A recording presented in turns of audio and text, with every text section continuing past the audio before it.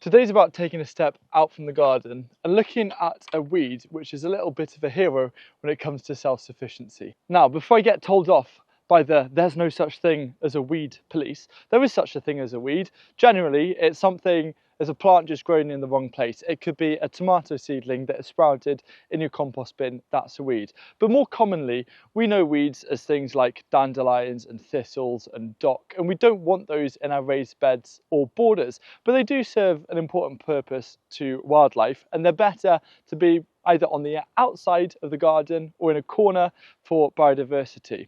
So let's look at this kind of common garden weed that we don't want in our raised beds, but in terms of self-sufficiency, we very much want to have nearby. I'm here at the end of a bit of a wild border. I've got roses, I've got various currants, gooseberries, other soft fruit. There are also loads of strawberries growing, but then in amongst them, a lot of weeds. I've got a bit of creeping buttercup. I've got lots of foxglove, which I've just allowed to grow because they're natural and I think they're gonna look absolutely amazing.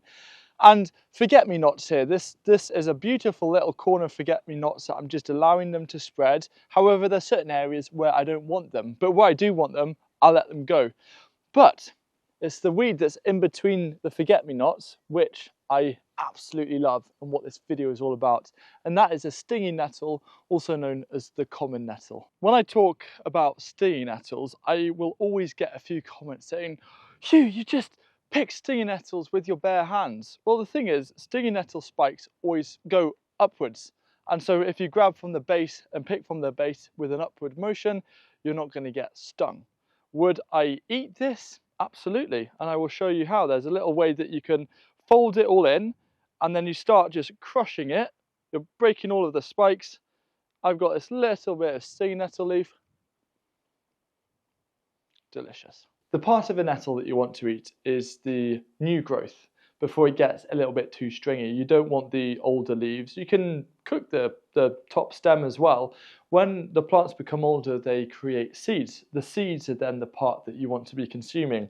I'm now going to read a little extract about the well-known nutritional benefits of nettles from the Library of Medicine. So its leaves are abundant in fibre, minerals, vitamins and antioxidant compounds like polyphenols and carotenoids.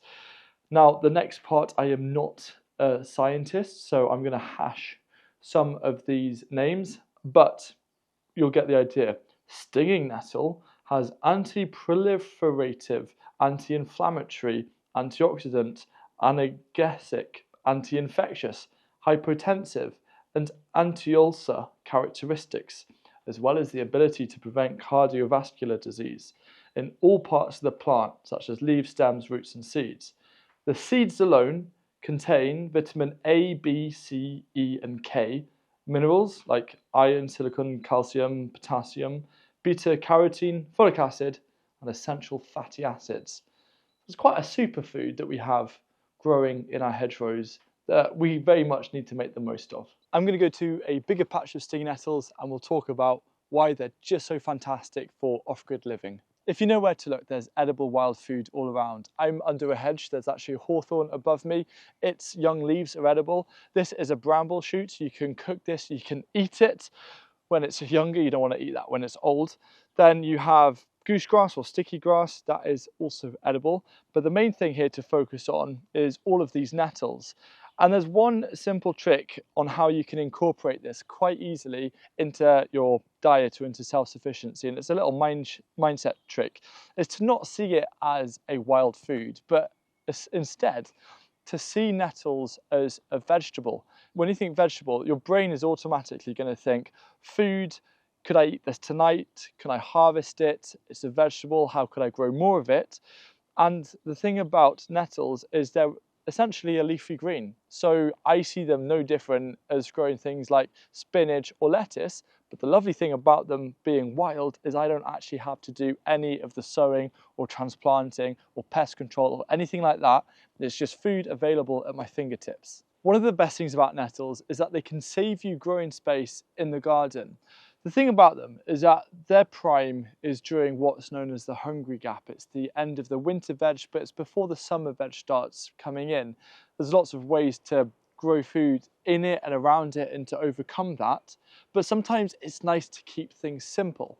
And instead of growing, say, a bunch of salads or a bunch of spinach or something, what you can do is instead get your greens from Nettles and open up more space in your garden for other crops. One of those things could be growing other staples like garlic. You see, garlic, as it's growing, it occupies space in the garden from kind of October until around the end of June. And the end of June roughly is when the Hungry Gap finishes. And so instead of growing as many salads next year or as many leafy greens, what you could do is grow more garlic in your garden, but have a greater supplementation from your diet from using nettles. If you've never tasted cooked nettle, they taste a little bit like a hybrid between spinach and cucumber, it's a very pleasant flavour. There's a lot of wild foods that you can eat, but they're not amazing. And if you're absolutely desperate, at least you know that they exist. The thing about nettles is that that isn't the case. And so it's actually very easy for me to use nettles, almost like just cooking them as a side to a meal, a side of nettles with maybe a bit of garlic and a bit of butter, instead of, say, doing the same thing for kale or for spinach. Nettles don't just need to be a side of a dish, they can help play the main role. You could make something like nettle dumplings, you could make a nettle stew, nettle soup, you could make nettle pasta, you can add it into an omelette. The other thing that you can do with nettles is, of course, you can make a pesto. But the thing that I really like to do is any kind of like salsa verde kind of sauce. So at the moment it's also purple sprouting broccoli season. Purple sprouting broccoli is one of the heroes of the Hungry Gap. And so what I'll do is I'll get some sourdough bread and I'll toast it. I'll put some nice soft goat's cheese over that. I'll cook some purple sprouting broccoli, put that on top, and then maybe make like a nettle and chive salsa verde just to drizzle it. And that's a nice, simple, but delicious lunch to enjoy. Now, if there are any members of any kind of wildlife conservation activist groups who are already typing up the comments saying, but what about nature? Well, nettles are great for nature.